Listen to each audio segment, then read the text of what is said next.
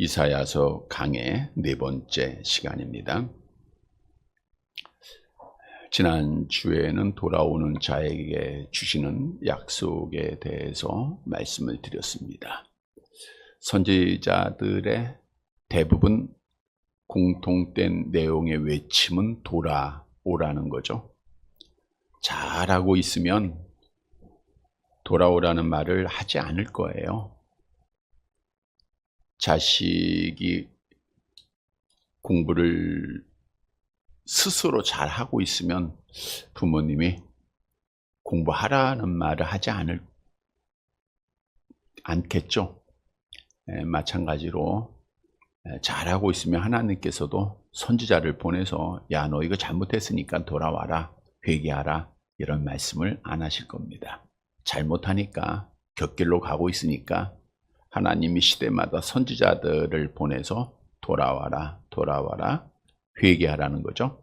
계속해서 말씀을 하셨습니다. 지난주에는 돌아오는 자에게 하나님께서 주시는 약속된 복이 있는데, 돌아오는 자의 기도를 들어주시겠다. 돌아오는 자에게 복을 주시는데 영적인 복을 주시고 육신적인 복을 주시겠다. 다시 말하면 돌아오면 하나님과 우리 사이에 가로막힌 담이 허물어지고 기도가 상달이 될 뿐 아니라 영적으로도 육신적으로도 하나님 앞에 복이 있다는 거예요. 우리는 하나님 앞에 회개하고 돌아오기만 하면 됩니다. 주셨던 말씀을 늘 기억하고 하나님 앞에 돌아오는 자들이 되시기를 다시 한번 주님의 이름으로 간절히 바랍니다. 여러분, 우리는 두 주인을 섬길 수 있을까요? 없을까요? 성경은 분명히 두 주인을 섬길 수 없다라고 우리에게 말씀하고 있죠. 그럼에도 현대 교인들은 두 주인을 잘 섬기는 것이 지혜로운 신앙생활이라고 생각을 하고 있습니다. 한 발은 세상에 놓고 한 발은 교회에 있으면서 주일은 교회 가서 예배 드립니다. 그리고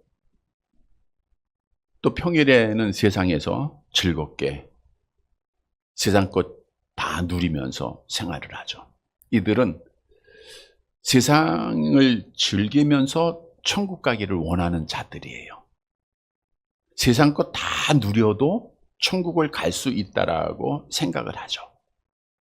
이들은 어느 누구에게도 내가 하나님의 자녀요, 내가 교회에 다니고 있고 내가 직분을 가지고 있고 이걸 밝히지를 않습니다. 정말 세상 것 누리고 두 주인을 섬길 수 있으면서 천국 간다고 하면 얼마나 좋겠습니까? 그래서 우리 예수님께서도 산상수훈을 통해서 말씀하지 않으셨습니까? 누가복음 16장 13절 함께 봅니다. 집 하인이 두 주인을 섬길 수 없나니 혹 이를 미워하고 저를 사랑하거나 혹 이를 중히 여기고 저를 경히 여김이니라. 너희는 하나님과 재물을 겸하여 섬길 수 없느니라. 성경은 하나님과 돈을 겸하여 섬길 수 없다. 하나님과 세상을 겸하여는 섬길 수 없다. 분명히 말씀하고 있어요.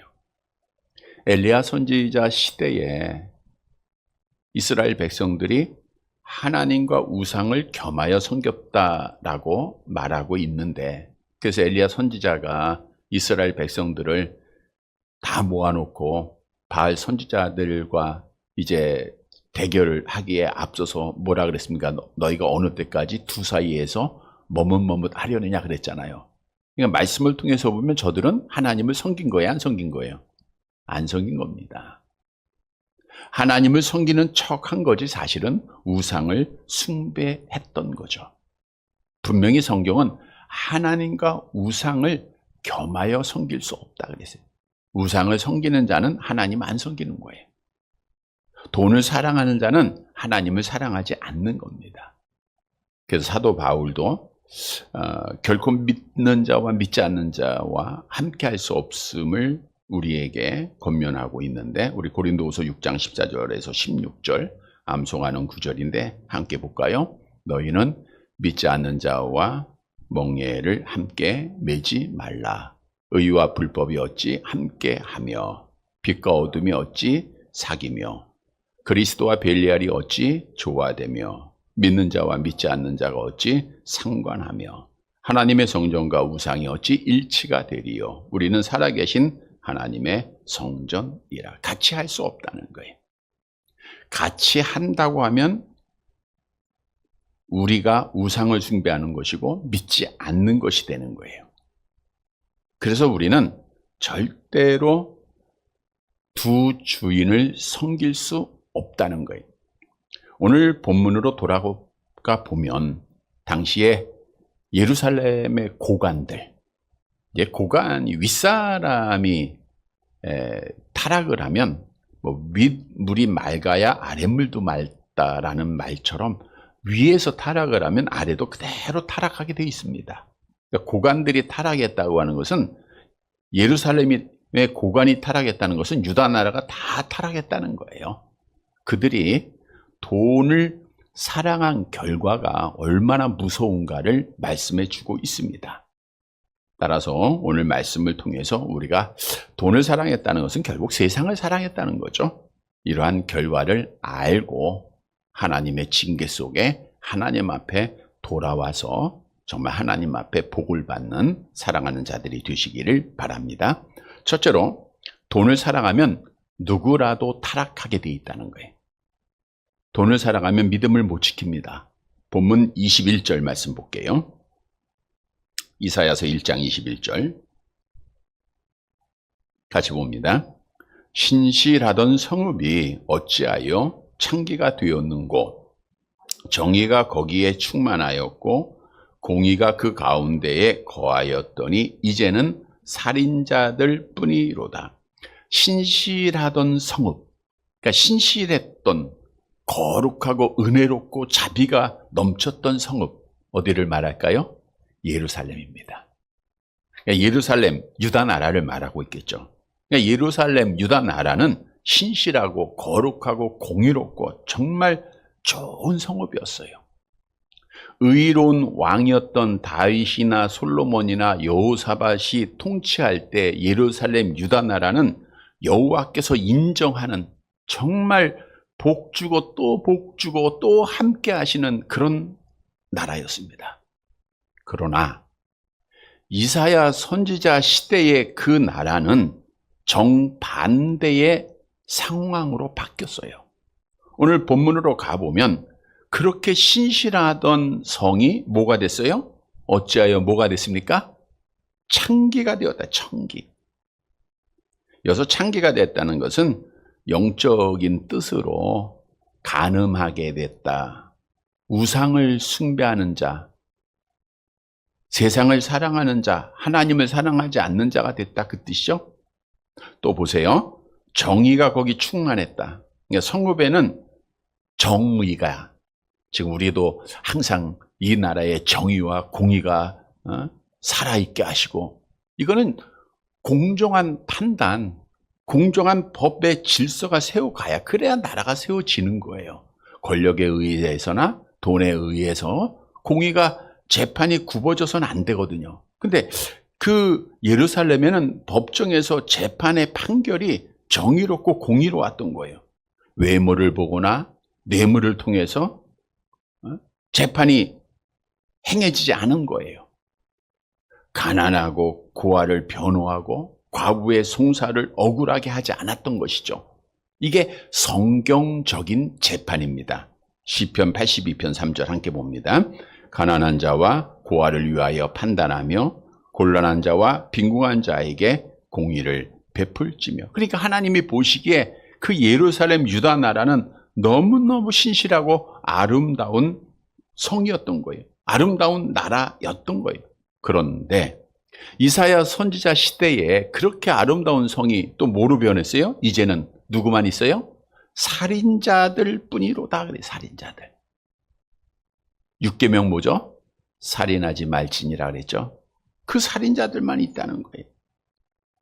직접적으로 죽이는 자들, 자기의 권력을 유지하기 위해서 또 간접적으로 살인하는 자들, 이러한 자들만이 남아 있게 되었다. 무법천지가 되었다. 그 뜻이에요. 또 22절 말씀 보세요. 같이 봅니다. 내 은은 찌꺼기가 되었고 내 포도주에는 물이 섞였도다.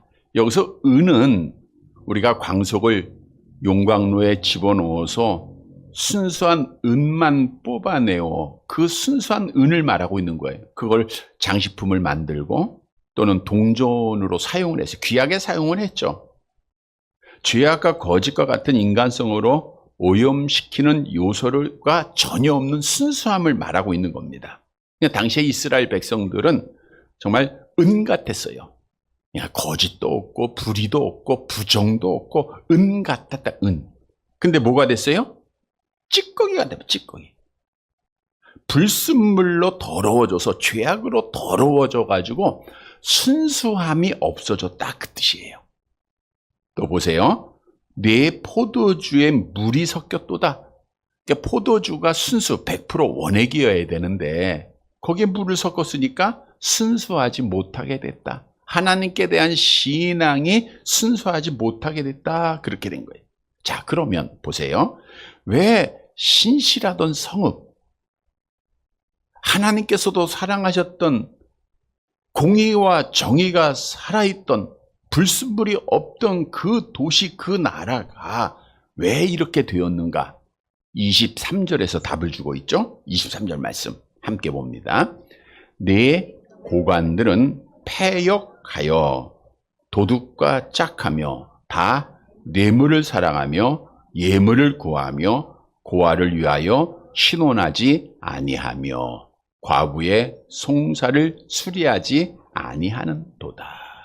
네 고관들, 고관이란 왕에게 위임을 받아서 지방을 통치하는 행정과 사법의 권한을 가진 자들입니다. 지금으로 말하면 행정사법기관이에요. 이 사람들이, 고관들이 패역했어요. 패역이라는 것은 하나님의 율법에 순종하지 않은 자가 됐다. 하나님을 무시하는 자가 됐다는 거예요. 하나님을 잊어버리는 자가 된 거예요. 그러다 보니까 뭐가 돼요? 뇌물을 사랑하고 예물을 구해요. 뇌물을 사랑하고 예물을 구했다는 것은 돈을 사랑하게 됐다는 거예요. 돈을 사랑하게. 자, 성경은 율법을 통해서 재판하는 자들은 이렇게 하라라고 말하고 있죠. 신명기 16장 19절 같이 봅니다. 너는 재판을 굽게 하지 말며 사람을 외모로 보지 말며 또 뇌물을 받지 말라. 뇌물은 지혜자의 눈을 어둡게 하고 의인의 말을 굽게 하느니라. 정반대죠. 하나님의 말씀을 버리고 하나님을 잊어버리니까 도리어 원문에 보니까요. 적극적으로 돈을 요구했다 그거예요. 그러니까 재판도 하기 전에 돈부터 요구하는 거예요. 그리고 재판을 하는 거다 보니까 부정과 부패만 있게 되는 거죠. 따라서 이들은 힘없는 자들은 돈이 없는 자들이잖아요. 그러니까 그들을 당연히 돌보지 않게 됐죠. 오늘 본문에 보니까 고아를 위하여 신원하지 아니하며 과부의 송사를 수리하지 않았다. 신원하지 않았다는 것은 변호하지 않았다라는 거예요. 고아가 어려운 사정에 처한 자들을 말하고 있는 거예요. 이러한 사정을 보고 알고 있음에도 보호하지도 않았고 그들을 변호하지도 않았습니다. 여러분, 성경은 고아나 과부를 사회적 약자로 취급을 하고 보호 대상, 사랑의 대상으로 언급하고 비유되어지고 있어요. 신명기 14장 29절 같이 봅니다. 너희 중에 분깃이나 기업이 없는 레위인과 내 성 중에 거류하는 객과 및 고아와 과부들이 와서 먹고 배부르게 하라. 그리하면 내 하나님 여호와께서 내 손으로 하는 범사에 내게 복을 주시리라. 그래서 항상 오늘 오전에도 말씀드린 대로 우리가 사랑으로 섬기는 대상이 고아와 과부처럼 소외되고 약한 보호의 대상들이라는 거예요. 그리고 분명히 성경은 이 법을 집행하는 사람들은 하나님의 말씀대로 해야 되는데, 특히 이스라엘의 법관들은 더 할 거 아닙니까? 성경 율법에 뭐라고 경고했냐면 출애굽기서 22장 21절 이하에 보세요. 뭐라고 했냐? 같이 봅니다. 너는 이방 나그네를 압제하지 말며 그들을 학대하지 말라. 너희도 애굽 땅에서 나그네였음이라. 너는 과부나 고아를 해롭게 하지 말라. 네가 만일 그들을 해롭게 함으로 그들이 내게 부르짖으면 내가 반드시 그 부르짖음을 들으리라. 나의 노가 맹렬함으로 내가 칼로 너희를 죽이리니 너희의 아내는 과부가 되고 너희 자녀는 고아가 되리라. 당시에 예루살렘을 다스리는 고관들이 이 말씀을 알았어요? 몰랐어요? 알았죠, 당연히. 그럼에도 하나님 무시하고 패역하니까 말씀을 버리고 그들은 말씀을 따라 행하지 아니하고 돈을 사랑하면요, 하나님 안 보여요. 돈을 사랑하면 말씀이 안 보입니다. 귀에 안 들어와요. 그래서 살인을 행하고 부정을 행하고 부패하고 그렇게 신실하던 성읍이 타락하게 된 거예요. 여러분, 우리에게 주시는 교훈입니다. 돈을 사랑하면요, 누구라도 타락하게 돼 있어요. 돈을 사랑하면 정말 신앙생활을 오래 하고 직분을 얻었다 할지라도 돈의 노예가 되면 누구라도 언제든지 타락할 수밖에 없다는 거예요. 오늘 본문에 보면 돈을 사랑하니까 예루살렘 성읍이 창기가 되죠. 우상 숭배하는 자가 되죠. 살인하게 되죠. 거짓과 불의를 행하게 되죠. 완전히 타락을 하게 되는 거예요. 그래서 성경도 돈을 사랑하는 자에게 분명히 경고를 하고 있습니다. 디모데전서 6장 9절 10절 함께 봅니다. 부하려 하는 자들은 시험과 올무와 여러 가지 어리석고 해로운 욕심에 떨어지나니 그 사람으로 파멸과 멸망에 빠지게 하는 것이라. 돈을 사랑함이 일만하게 뿌리가 되나니 이것을 탐내는 자들은 미혹을 받아 믿음에서 떠나 많은 근심으로써 자기를 찔렀도다. 부하려 하는 자는 돈을 사랑하는 자들이에요. 반드시 시험을 당하고 올무에 빠지게 됩니다. 파멸과 멸망에 빠지게 돼요. 일만하게 뿌리가 된다 그랬어요.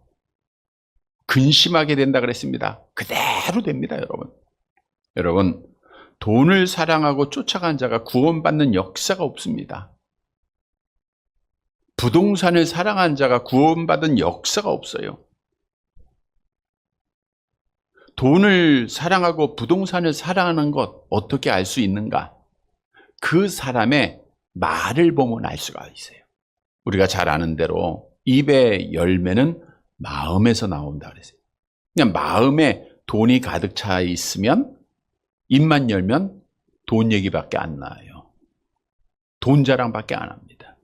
부동산이 가득 찬 사람은 부동산 자랑밖에 없어요. 내가 어디에 뭐가 있고 어디에 뭐가 있고 어디에 몇 평짜리 아파트가 있고.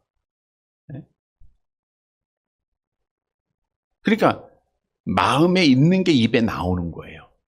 그러니까 여러분들이 만나는 사람들의 입술의 열매를 보면 그 사람의 마음에 무엇이 있는가를 분간할 수가 있는 거예요.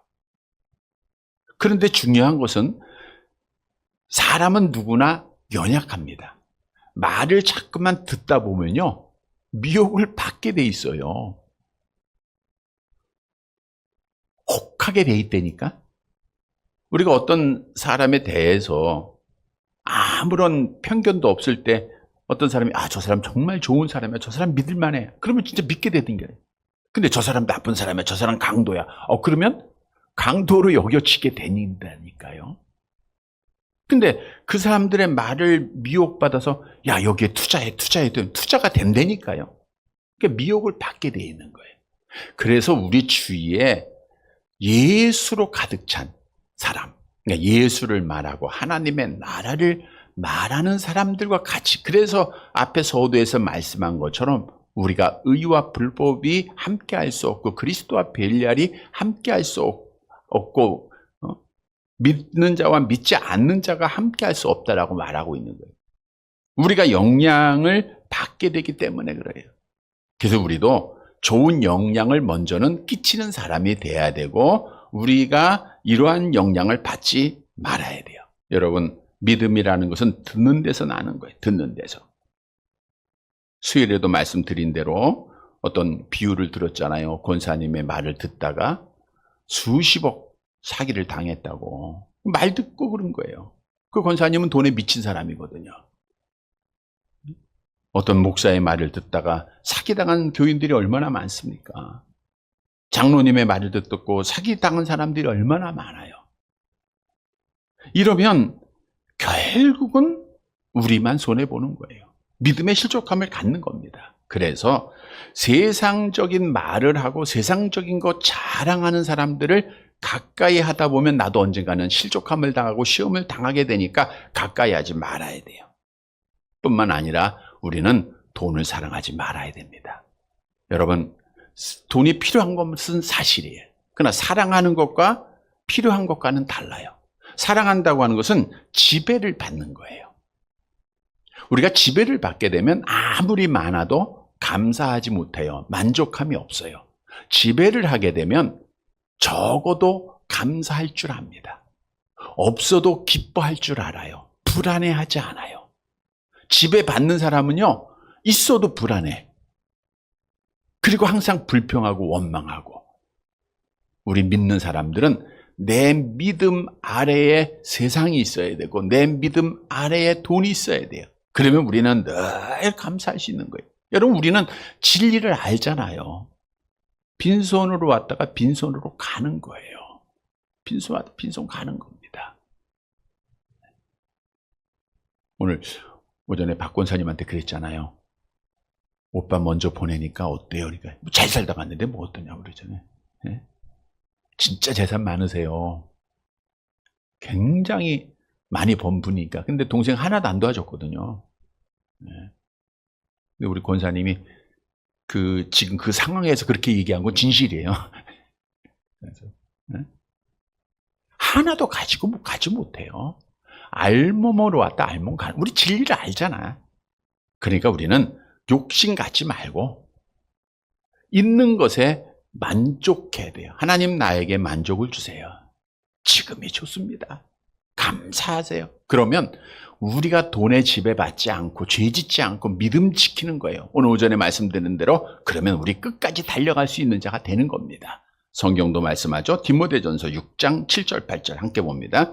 우리가 세상에 아무것도 가지고 온 것이 없음에 또한 아무것도 가지고 가지 못하리니 우리가 먹을 것과 입을 것이 있은즉 족한 줄로 알 것이니라.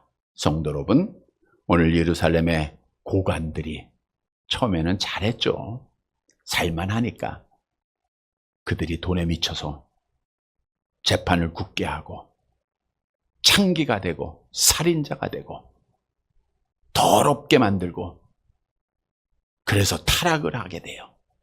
여러분, 돈을 사랑하면 믿음 못 지키고 반드시 타락하게 돼 있다라고 하는 사실을 분명히 깨닫고 있는 것에 만족하고 돈을 사랑하다가 타락하고 중도에 포기하고 기권하는 어리석은 자가 되지 말고 만족하고 감사함으로 끝까지 달리는 사랑하는 성도들이 되시기를 간절히 바랍니다.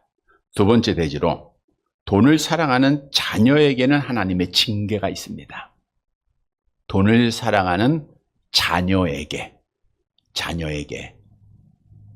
그러니까 자녀가 아닌 사람에게는 징계도 하지 않습니다. 하나님이 자녀에게는 징계를 하세요. 본문 24절 말씀 볼게요. 24절 같이 봅니다. 그러므로 주 만군의 여호와 이스라엘의 전능자가 말씀하시되 슬프다. 내가 장차 내 대적에게 보응하여 내 마음을 편하게 하겠고 내 원수에게 보복하리라. 주 만군의 여호와 이스라엘의 전능자. 지금 이 말씀은 이사야 선지자의 말이 아니라 만군의 여호와 이스라엘의 전능자 하나님의 말씀이라 그거예요. 만군의 여호와는 우주적 주권을 행하시는 여호와를 말하고 있고요.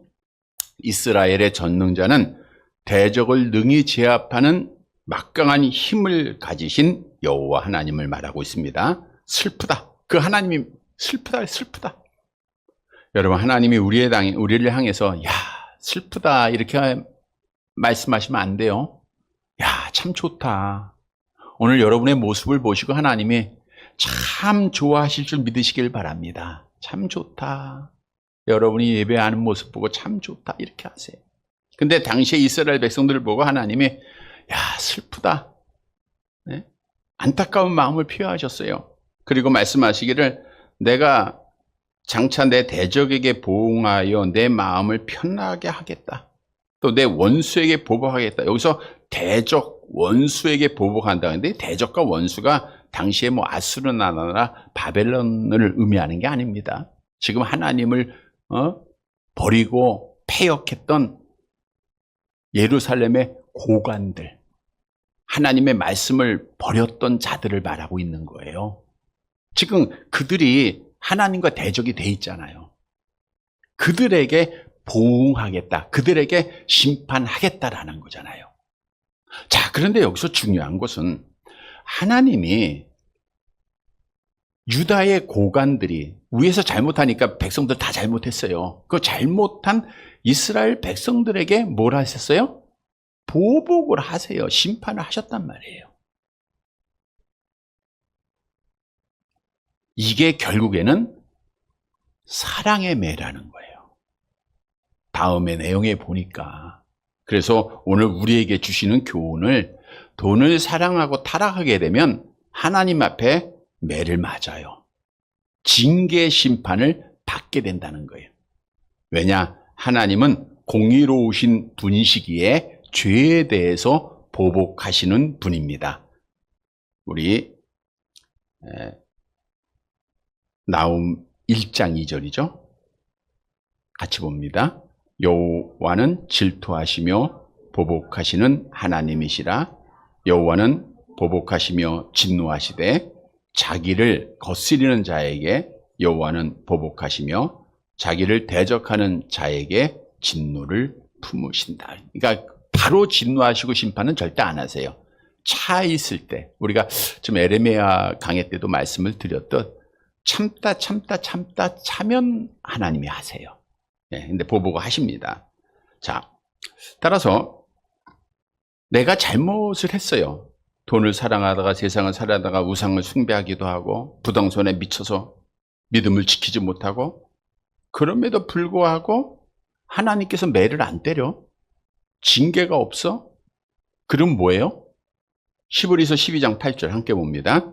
징계는 다 받는 것이거늘 너희에게 없으면 사생자여 친아들이 아니라는 거예요. 하나님이 관심 받기요. 그러나 돈을 사랑하다가 하나님의 마음을 아프게 했어요. 곁길로 갔어요. 죄를 졌어요. 그때 징계가 있으면 하나님의 자녀인 증거다라고 성경은 말씀하죠. 히브리서 12장 6절 같이 봅니다. 주께서 그 사랑하는 자를 징계하시고 그가 받으시는 아들마다 채찍질 하심이라 하였으니. 여러분, 우리가 정말 우리 자녀이기 때문에 징계하는 거예요. 다른 자녀에게는 그렇게까지 하지 않잖아요. 우리 자녀가 곁길로 가면 정말 바른 길로 돌아오라고 징계하지 않습니까? 하나님이 그렇게 하시는 거예요. 성경도 사랑하는 자에게 징계하심을 말씀하죠. 우리 사무엘하 내려가 볼게요. 7장 14절 같이 봅니다. 나는 그에게 아버지가 되고 그는 내 아들이 되리니 그가 만일 죄를 범하면 내가 사람의 매와 인생의 채찍으로 징계하려니와. 그래서 우리가 징계를 받는 것도 결국은 은혜예요. 결국은 복입니다. 물론 하나님의 징계는 여러 방법이 있죠. 뭐 마음의 괴로움도 있고 육신의 병도 있고 뭐 여러 가지로 안 되는 경우도 있고. 그러니까 정상적이 아닌 끊어지는 여러 가지 많은 일들이 있습니다. 근데 이걸 통해서 우리는 하나님 앞에 하나님의 뜻을 깨닫게 되잖아요. 하나님 앞에 돌아오게 되잖아요. 그러니까 이것이 하나님의 은혜가 되는 거예요. 잠언서 3장 12절 같이 봅니다. 대저 여호와께서 그 사랑하는 자를 징계하시기를 마치 아비가 그 기뻐하는 아들을 징계한 같이 하시느니라. 성도 여러분, 하나님의 심판에는 두 종류가 있다 그랬어요. 하나는 멸망을 목적으로 심판하는데 이거는 택감받지 못한 자에게 주시는 거예요. 이거는 죽이기는 목적입니다. 근데 택한 자에게 주시는 심판은 징계의 목적으로 주시는 거예요. 이거는 개선의 목적입니다. 돌아오라고. 그러니까 지금 당시 이스라엘 백성들은 하나님 앞에 민족적으로 선택을 받은 자들이기에 그 중에서는 하나님 앞에 개인적으로 택함 받은 자들 있잖아요. 그러니까 하나님께서 징계의 목적으로 그들에게 주신 거예요. 징계의 목적으로. 그래서 하나님은 돈을 사랑하다 타락할 때 징계의 목적으로 사랑하는 자들에게 하나님이 심판하신다. 그래서 우리도 세상을 살아가는 동안 하나님 앞에 죄를 범할 수 있습니다. 매일매일 우리가 정말 하나님 앞에 세상 바라보다가 우리가 하나님 앞에 또 징계의 채찍을 맞을 때가 많아요. 그럴 때 우리가 낙심하지 말고 이게 하나님께서 나를 향한 사랑의 매다라고 하는 사실을 깨닫는 우리 성도들이 되시길 바랍니다. 그리고 세 번째 대지로 어떻게 돼요? 징계를 받을 때 여호와께 돌아오면 되는 거예요. 본문 25절 말씀 볼게요. 25절 같이 봅니다. 내가 또 내 손을 네게 돌려 내 찌꺼기를 잿물로 씻듯이 녹여 청결하게 하며 내 혼잣물을 다 제하여 버리고. 자, 하나님께서 이제 채찍, 보복을 하시는데 또 어떤 일을 하시냐면 내가 또 내 손을 돌려 그랬어요. 돌려서 내 찌꺼기를 잿물로 씻듯이. 여호와의 손 하면 성경에 두 가지 의미예요. 하나는 자, 여호와의 손이 나와 함께 하신다 하면 뭐예요? 하나님이 돕는다라는 그런 의미죠. 또 하나는 손은 징계하신다라는 거예요. 여호와의 손이 치신다라는 거. 그래서 도왔던 손이 이제는 징계 손으로 변하는 겁니다. 그러니까 손을 돌린 거예요. 그리고 어떻게 하시냐면 찌꺼기를 잿물로 씻듯이 녹여 청결하게 하며. 이 말씀은 우리 지금이야 빨래를 할 때 세탁기로 다 하지만 빨래할 때 빨래를 생각하시면 돼. 더러운 빨래를 빨래비누로 빨래판에 놓고 비누를 넣고 막 하잖아요. 그리고 막 짜죠. 네. 그래야 청결하게 깨끗하게 되잖아요. 근데 빨래판에서 막 그게 청결하게 될 때 빨래판에 있는 그 사람들은 얼마나 아플까요? 하나님 막 그 손을 가지고 짜면은 고통이 얼마나 심할까? 그런 아픔은 그들에게 있다는 거예요.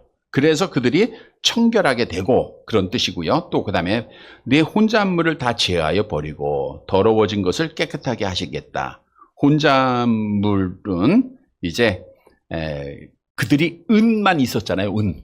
근데 그들이 다 더러워졌잖아요. 그걸 이제 납이 다 섞여진 것을 은으로 다 만드시겠다라는 것이고 26절 내려가 봅니다. 26절 계속 봅니다.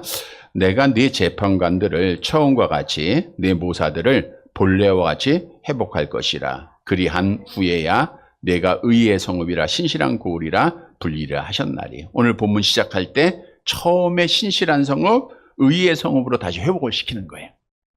재판관들이 고관들이 이제 회복이 되면 회복을 시키는 거예요. 징계를 통해서. 아픔은 있지만 하나님께서 그들을 회복을 시키는 거예요. 그래가지고 다시 이제 의의 성읍, 신실한 성읍으로 만드는 겁니다. 이게 이제 바벨론의 포로의 과정을 통해서 이들이 회복을 시키는 거예요. 그리고 27절 같이 봅니다. 시온은 정의로 구속함을 받고 그 돌아온 자들은 공의로 구속함을 받으리라. 그래서 바벨론 70년 포로 생활 이후에 예루살렘이 회복이 됩니다. 자, 그 돌아온 자들은 공의로 구속함을 받는다. 이사야 선지자가 예언한 후 200년 후죠. 주전 537년에 스룹바벨을 통해서 제1차 포로 기한이 이루어졌고 주전 458년에 에스라를 중심으로 2차, 또 주전 444년에 느헤미야를 중심으로 제3차 귀환이 이루어져서 이스라엘이 신실한 나라로 다시 회복이 되는 거예요. 그러나 자, 여기서 이제 돌아와서 회복한 자들은 하나님의 징계를 깨닫고 돌아온 자들이에요. 그러면 하나님 앞에 택함 받은 자들이라는 것을 알 수가 있어요. 그러나 돌아오지 않는 자들이 있어요. 28절 같이 봅니다. 그러나 패역한 자와 죄인을 함께 패망하고 여호와를 버린 자도 멸망. 그러니까 징계를 통해서도 돌아오지 않는 자가 있어요. 이거는 택함 받지 못한 자들의 모습이에요. 패역한 자, 반역한 자, 하나님과 언약을 파괴한 자들은 하나님 앞에 패망하고 여호와의 버린 자도 멸망할 것이다 라고 했어요. 은혜를 잊어버린 자들입니다. 29절 같이 봅니다. 너희가 기뻐하던 상수리 나무로 말미암아 너희가 부끄러움을 당할 것이요 너희가 택한 동산으로 말미암아 수치를. 상수리 나무는 가나안 땅의 원주민들이 섬기던 우상 나무를 말하는 거거든요. 그러니까 우상을 숭배하는 자들은 결국 우상을 버리지 못한 거예요. 그 다음에 돌아오지 못한 거죠. 30절 계속 봅니다.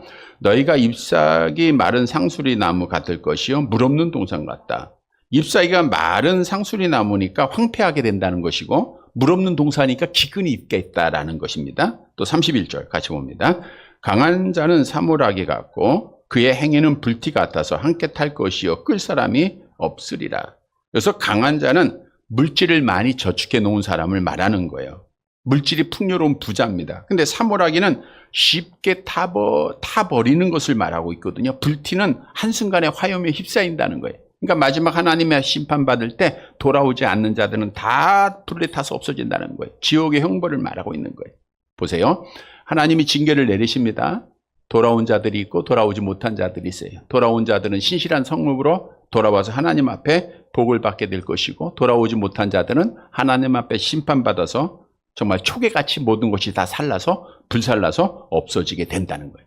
그래서 하나님의 택한 자들은 징계를 받을 때 어떻게 하면 돼요? 하나님 앞에 돌아오면 되는 거예요.